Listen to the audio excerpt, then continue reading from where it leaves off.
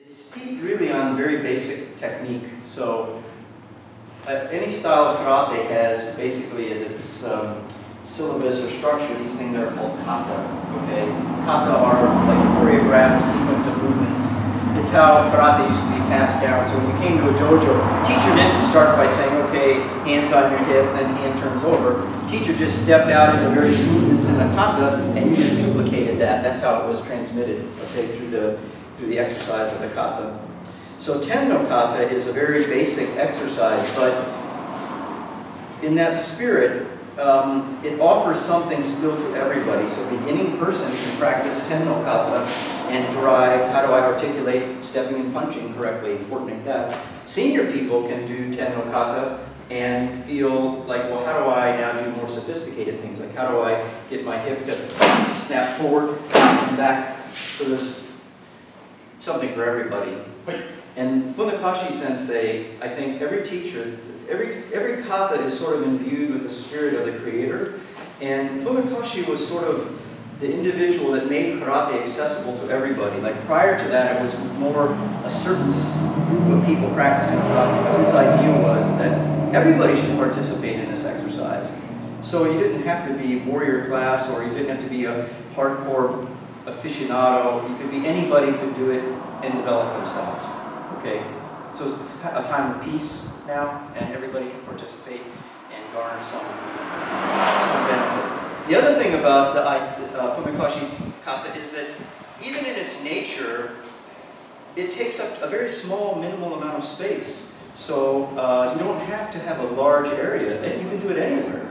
You can do it in your house. You could be a traveling salesperson. You can do it in the hotel room between two beds. If you got that little, you could probably do it in the shower if you shortened up your stance.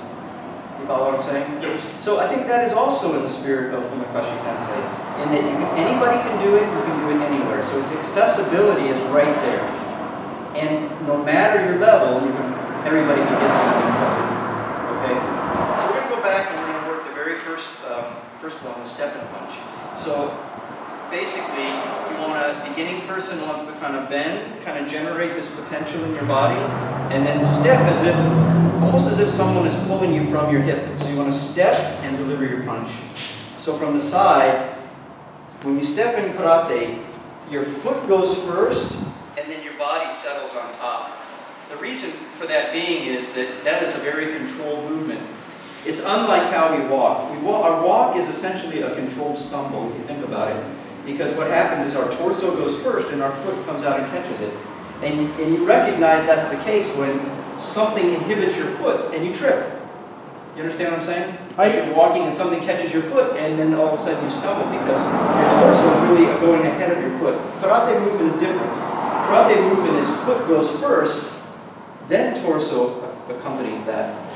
So beginning person kind of get that concept. It's a little different than how you naturally walk. You want to bend, step, and anchor your stance. Bend, step, anchor your stance. And you want to step in a way where you're actually almost feeling the floor with your foot. Okay, so you're not stepping like that. But you really want to have, in any karate movement, you want to have this feeling of really nice connection to the floor. You're stepping in a forward stance. This is very sensitive and very, connection feeling. That makes sense? More senior people bend, get a little cock in your hip, then when you step, boom, this feeling. So hip launches the punch, and then comes straight, and everything connects. Your exhalation should always have a little bit of air left in your lungs. So when I'm stepping, then still a little bit left. But be careful you don't hold your breath. You hear that happening, you're really not letting everything go at the same time. So feeling in your body wants to be kind of like a slingshot. Like you create a potential, like a kind of a tension, a potential. When I step, I'm releasing that potential.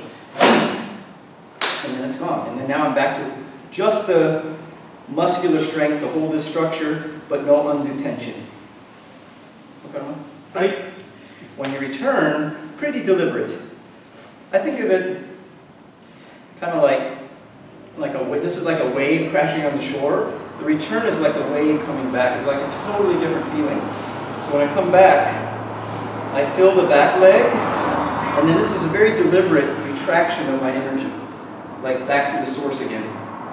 Does that make sense? Yeah, so if you can kind of catch the spirit of those things, work on the thing you need to be working on, then everybody can participate in the Tenno Kata, the Kata of the Heaven. Okay?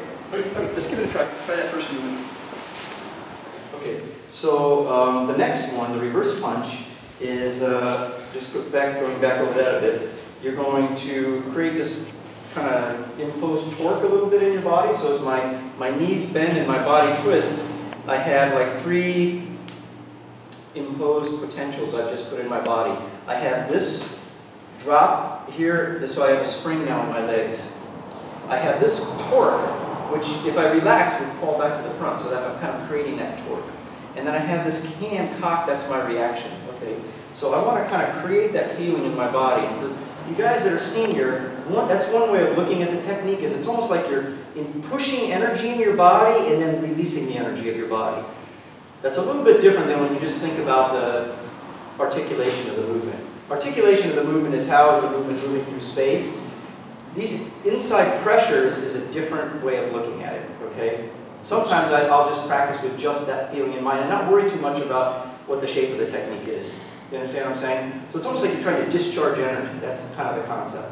So I'm kind of putting pressure in my body, then releasing that pressure. Like I'm creating this tension, and then releasing that feeling.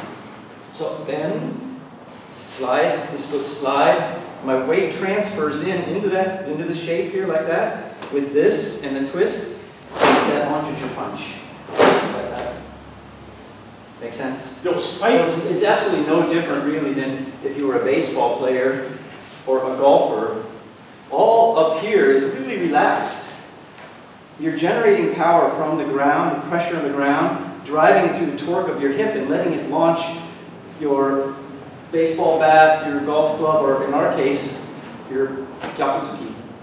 So bend, kind of create this shape first, step, and punch. Step, and punch.